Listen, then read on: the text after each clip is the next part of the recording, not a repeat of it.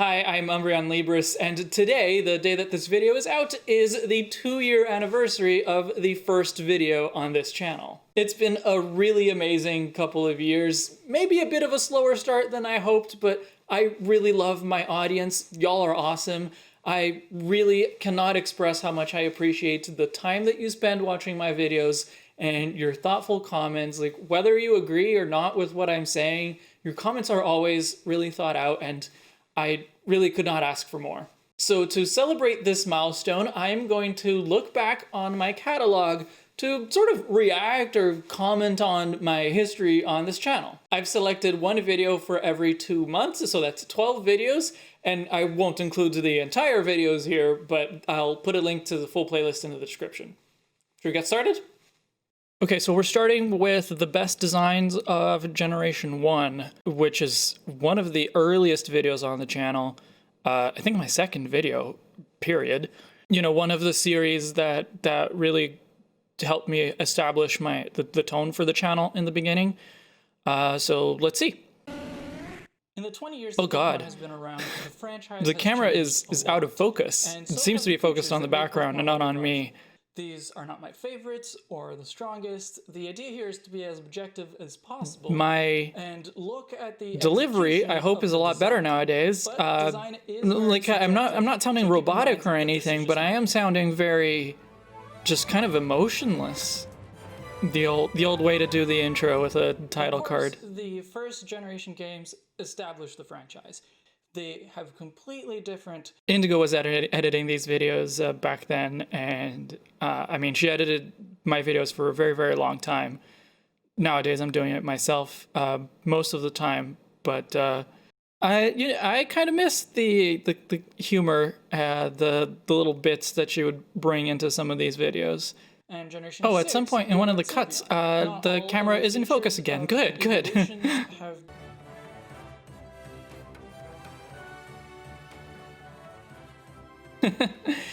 Yeah, since the beginning we've been doing those occasional, not every video has them, but occasionally we put a little blooper or something at the end to reward the people who stick around. So my performance there did actually improve throughout the video, so that's nice. You know, it does have that kind of just quality of this is a very beginning YouTuber, not someone who's super comfortable in front of the camera yet. The set is very, very sparse. And so you can tell that this is just someone who is starting out, which I was, so that's absolutely fine. But in terms of the points, the actual content of the videos, I do still stand by it. All in all, I'm satisfied with that video still. All right, we're moving on to the next one, and it's Poke Studies number 4, Transform, Breeding, and What They Mean. This video was the first one in now a series, basically, of videos talking about Pokemon breeding and biology and genetics, and it's easily one of the things that I'm the most interested in terms of Pokemon science. A lot of my theories either grew from that or just use the conclusions of this video as a base, and just, you know, I just develop things from there. Pokemon breeding. At least this one started out in focus. Daycare? You could chalk it up to game mechanics and say that Pokemon can't really interbreed, and the only reason they can in the games is to make it easier for you to try for the moves, the stats, the abilities that you're looking for. But honestly, I think that's actually one of the most important points, or like one of the most important things about my approach to Pokemon. What we see happening in the games needs to be considered canonical. I know not everyone thinks like that, but if you start discounting things that happen in the game, then all bets are off. Any conclusions that you make, I think they are inherently flawed. Okay, so I'm working on a sort of a sequel, an updated version of this video, updated and significantly expanded not only from this video, but from all the other videos I've done that involve Pokemon breeding and genetics. But the main thing that is currently holding me back from working on it is this breeding map, because, you know, I built this manually in Illustrator, and at some point in the past couple of years, I seem to have accidentally deleted the Illustrator file. So I still have the JPEG, I think, or maybe a PNG version of it. So I want to update this this breeding map for Generation 8, and it'll probably need to be updated multiple times because of new Pokemon, or at least new forms being introduced in the DLCs. But like, this was such a gargantuan task when I first did it, and now having to redo it with more Pokemon, not something that I'm particularly looking forward to. Let's change perspectives for a bit. Oh god, I'm out of focus again. According to the in-game description, this must have happened a lot, I guess, in the early videos. To become a copy of the foe. So my performance there was significantly improved from the first video that we looked at, and you know, this is only 3 months later. I'm not that experienced, but that was much better. I'm much more comfortable looking at this video than looking at the previous one. I'm glad to see that the improvement didn't take very long, or that some improvements didn't take very long to show up. All right, the next video that we're going to look at is actually another Poke Studies, and it's not one that I normally think about as a super iconic UmbreonLibris video, but the reason I chose to look at this one is that it's actually gotten a lot of traffic recently. Like, of my backlog, it's like the #2 video that gets the most views, you know, on a regular basis. And this is not one that I've looked at very recently, so I have no idea what to expect from this one.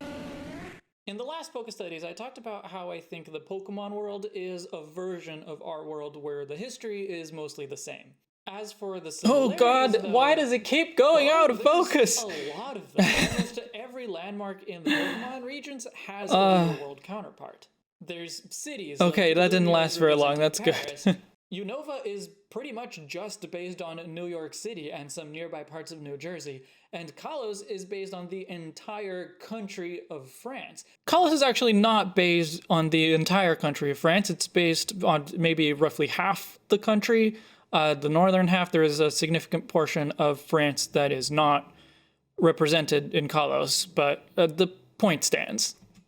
And even people like Fantina, who we see in other regions, have a French accent and are probably just from Kalos. There are a few complicating issues that I found out later, like Fantina in the Japanese version, I think she speaks with an English accent or like an American accent, and so it's hard to say that she is from Kalos when her accent is different depending on which version you're playing. And I think the same is also the case with other characters who have an accent. They don't always have the same accent across localizations. So that is a complicating issue, but not one that I think throws the entire point of the video into question. The thing that I'm kind of impressed by with looking at these old Poke Studies videos is how much I still agree with them.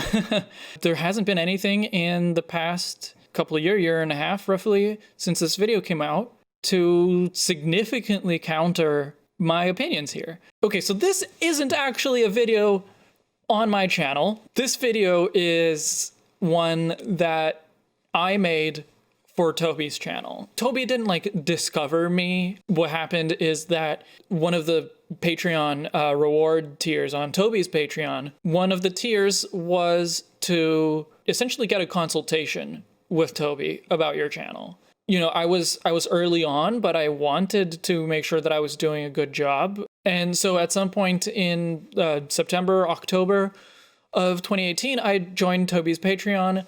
I'd been enjoying his videos for you know, 3 years or however long at that time. I had already felt before that Toby's Patreon was worth contributing to. But then I decided to go for that higher tier. Yeah, so Toby looked at my videos. We had a Discord call where we just talked about my channel and talked about some of my theories. I told him about one of the videos that I was working on, and he really liked it. And I'm very happy that he did, because I wouldn't say I modeled my channel after his, but his way of doing things was the closest one that I wanted to what I wanted to do. And so to have his approval, I guess, was really nice. And then I think this happened later, but Toby was thinking of doing something on his channel where he featured some other creators for the first week of January, when he was, you know, trying to work out which 3 creators he would include in that. He reached out to me.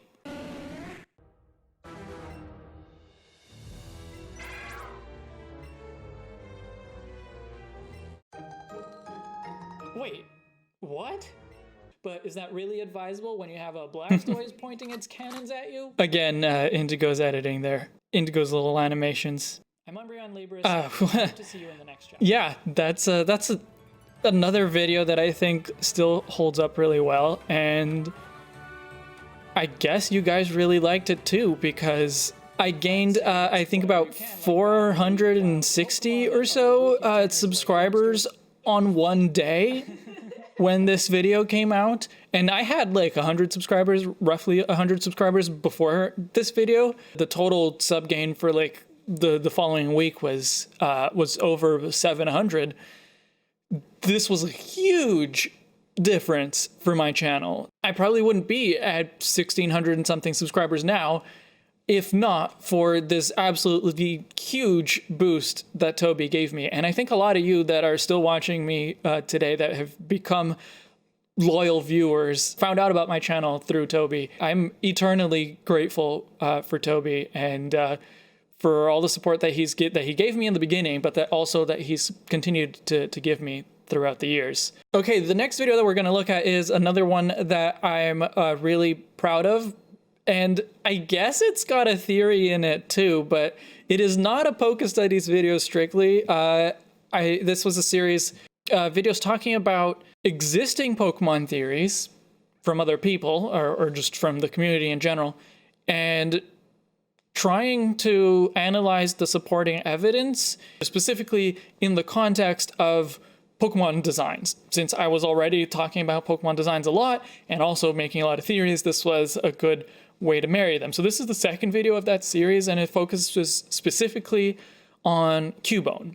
This was a really fortuitous video because I was working on it the same week that the Pokemon Green beta assets were revealed by Helix Chamber, and so I'd already recorded the video. This video was in editing, but there was new information about the early designs of Pokemon that became available. And so, you know, I went back and had to reshoot some things, had to make some changes, but it actually just supported my existing point, my previous point. So let's see how this went.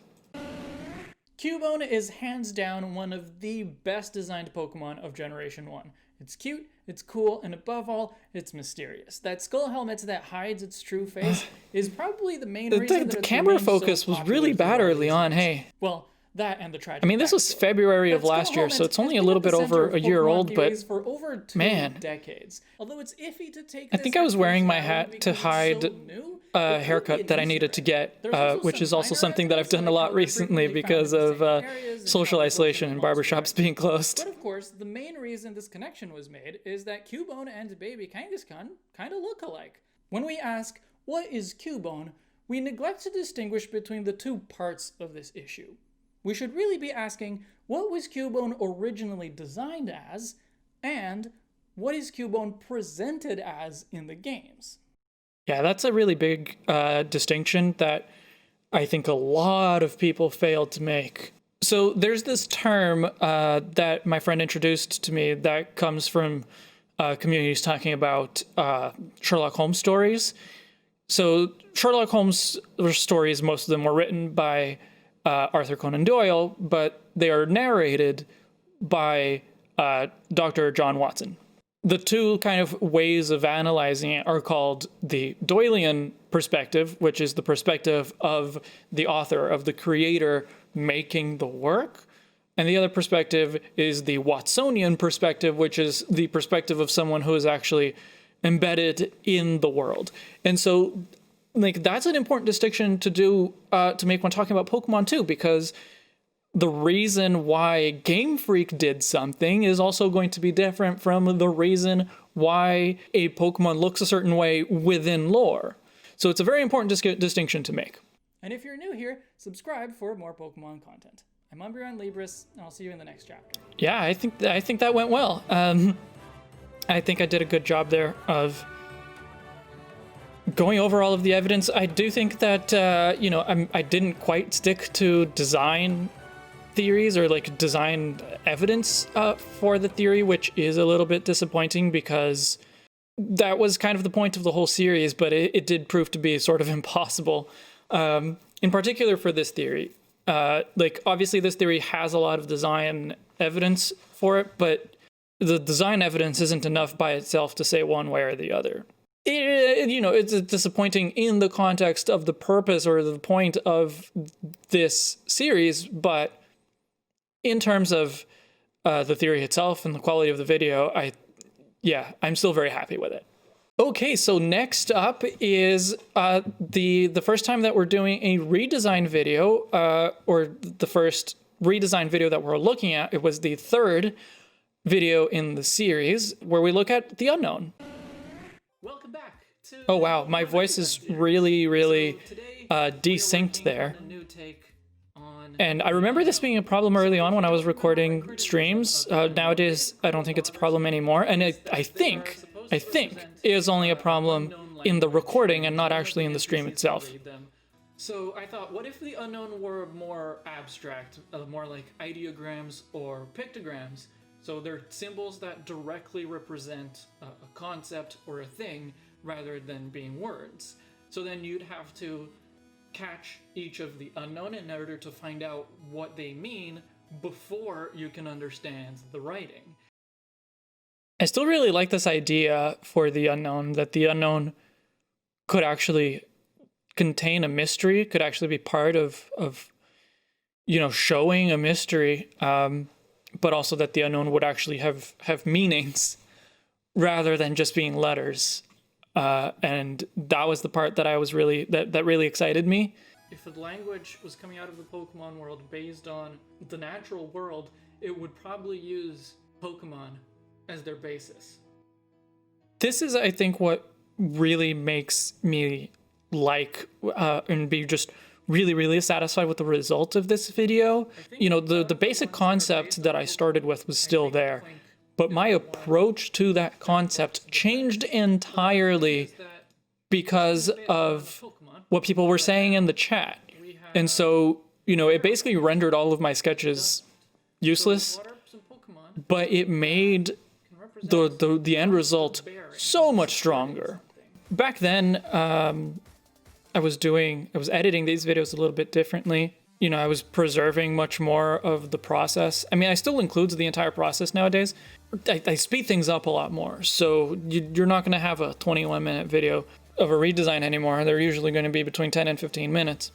This is still, to this day, one of the redesign videos that I'm proudest of. Not because I think like the execution of the designs are ideal. I think there's many others where the end result is significantly better, like Dusclops, for example, one of my favorites.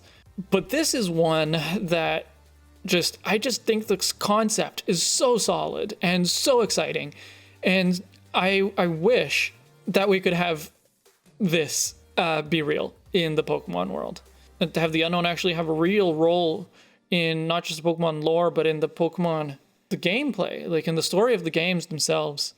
Which is why one of the few kinds of merch that I have on my Redbubble store is using one of the unknown that we came up in this video. It's nice to see some of the names that are showing up in the chat as people that, you know, back then it might have been one of their first times joining in, and now they are very important members of my community, of my little corner of YouTube. Wimpod. Maybe there it is. There is one of my favorite unknown designs from this video. Escape, and then we just put the superior wind pod, meaning the escape rope. I've definitely improved my drawing tools since then to make this whole process go easier and get better results. Okay, this video is definitely a bit too long, but we're getting there. Okay, this is actually not one that I'm going to watch in full, but this is an important one because it was the very first episode of Tin Tower Talks. It wasn't the very first podcast I did, but it was the first one that I officially made into a podcast that, you know, goes out to all the podcast apps and such. And it was also, I think, one that was really important in terms of the topic, because it was a conversation with Helix Chamber. Yeah, so unfortunately this video didn't actually have video. For most episodes of Tin Tower Talks, I do try to have like a video chat with the guests. That way the people who want to actually watch it as a video, like there's something to watch. You're not just staring at photos of us. But unfortunately for this episode, we were having some technical difficulties and not everyone was able to get cameras. This was a very good episode. This was a very good episode to start with. And I'm really, really thankful for Catstorm and Rachel, who both agreed to participate in this podcast when I was a channel of just slightly over 1,000. Back then, I had just hit 1,000 subscribers. I still am tiny, but I was even tinier then. I'm really happy with what Tin Tower Talks is nowadays, and I think that it owes some of that to Helix Chamber for being part of my very first episode. The next video we're going to look at is the mechanics that Pokemon should change, and the reason I chose this video is that when Pokemon Sword and Shield came out, I know that there were a few things that they changed about the mechanics of the Pokemon games that were things that I talked about in this video, so let's have a look. My hair is looking a little wonky, but aside from that, this probably looks better than most of my other videos. Camera's in focus, so that's a good start. The Moss Rock and the Leaf Stone and the Ice Rock and the Ice Stone. Yeah, that's one that they changed. The affection that you get from Pokemon Ami or Pokemon Refresh should just be the same stat as friendship. Which now it is, again. With I bet incense works the same way as TMs do. Oh. Which is what? The origin of the meme. I said at the beginning that I picked one video for every 2 months, but I kind of cheated here. There were two videos that came out in the same period of 2 months that I definitely wanted to include, to highlight. There's 2 videos for this period of 2 months, but I didn't include one for the next one, so it's still 12 videos. So this is my biggest video, I think still, of all time, and still something that I believe very, very strongly, and something that is very controversial. There was some buzz last week about Sinnoh remakes again, and this happens every time. When isn't there? Featured in any kind of promotional material. But the new set, I think, looks a lot better already. Now, before you start, this is, of course, not the current set, but they really show change over time rather than change for the sake of change. That's the thing. That's the one I want. Change over time. Rather than in a. If you agree, maybe tweet at me with the hashtag sequels not remakes. Sequels not remakes. Okay, we're getting close to the end here, but this is the other video that is from the same 2-month period, just a little bit later, that I just had to include.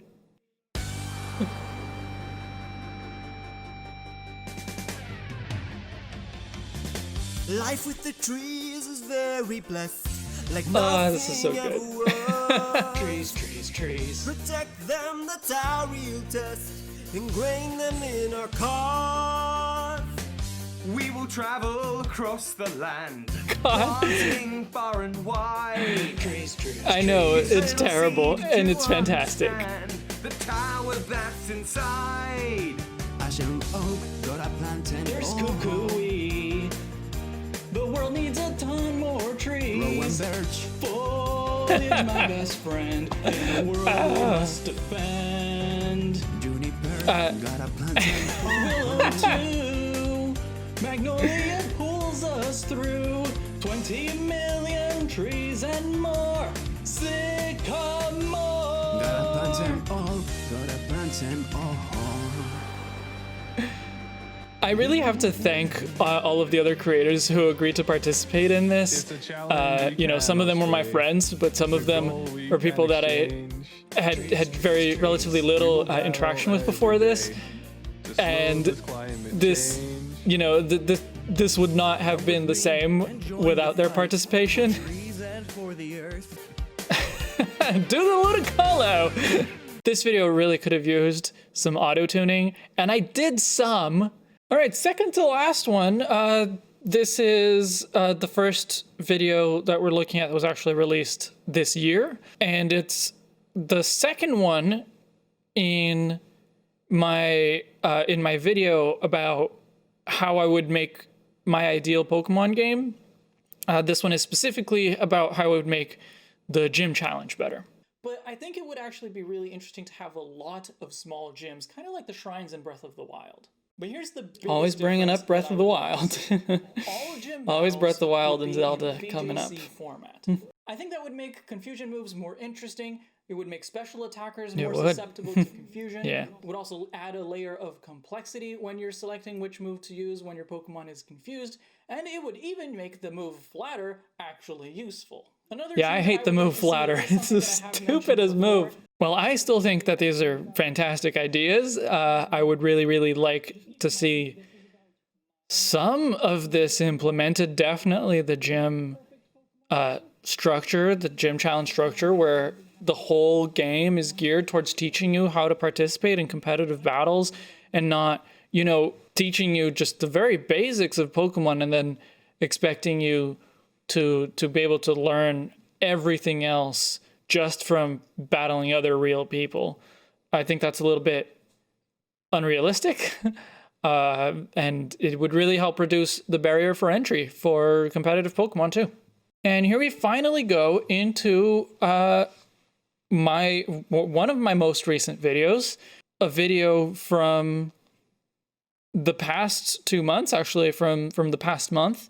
And this is a video that really helped me grow my channel in the past month. I've gained about 200 subscribers just in the past month, and this is way more than I expected. I was not expecting to reach my goal of 1597 subscribers before the anniversary, and thanks to having Berkeeper Toby and Loxton come over for a live theory session for Tin Tower Talks earlier in May, and then having this video actually get shared by Michael and Jubilee, that was huge. And I think there's a good number of you that came here because of Michael and because of Jubilee, and that have decided to stick around, and I'm really thankful for that. And I think that it's an important video, not just because of the topic that it talks about, which obviously it is, but also because of the format. I'm a big fan of this format. Hi, I'm Umbreon. Oh yeah, and this is also my current set, finally, which I think looks fantastic. And we have a lot of natural light in this room, so it's really easy to get the video to actually look really good. Oh yeah, the one thing that I didn't notice about this video while we were recording, and I only saw it afterwards, is that my sleeve is dirty. The video, probably the second video on my channel to get me the most subscribers, it's one that I have a dirty sleeve.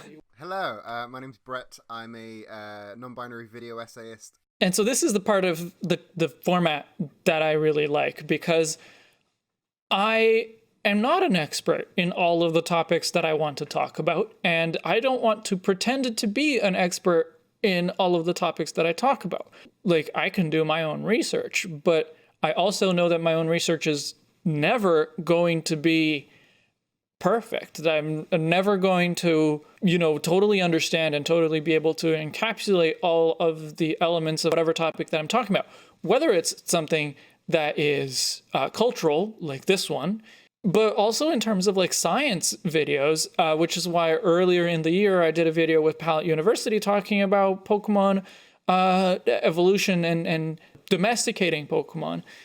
Having people who actually know a lot more about the topics that I want to talk about, having them come over and kind of lend their expert opinion, it really boosts the credibility of the channel.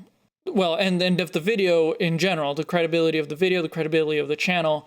I think that that's something that more Pokemon YouTubers should do, especially the ones that talk about science, or if you're talking about a cultural topic that maybe isn't yours to speak about, like was the case with this video, it's important to get someone else to join you and help you talk through whatever it is that you're trying to talk about. When gender variants were introduced in Generation 4 and were retroactively applied to a whole bunch of Pokemon from Generations 1 to 3, all of the existing Pokemon designs were used for the male variant, and changes were made to make the female because male is default. Okay, so just a point of clarification here. It is not every single Pokemon design that was used for the male.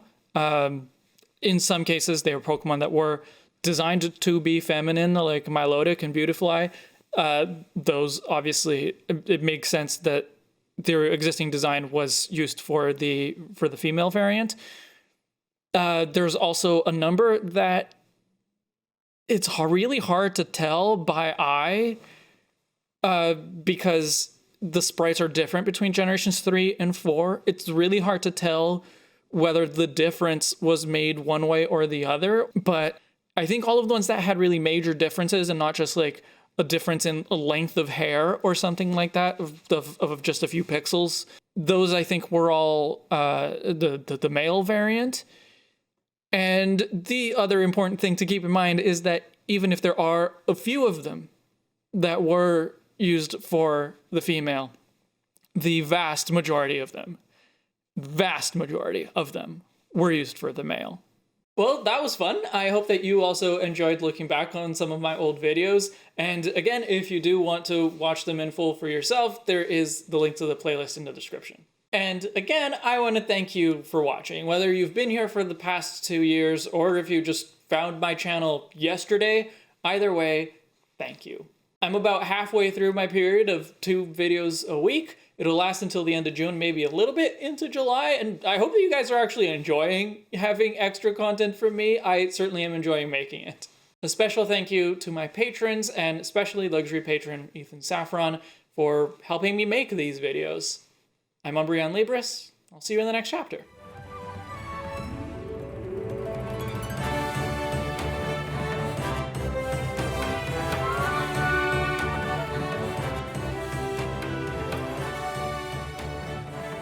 I was gonna say one video for every 12 months. No.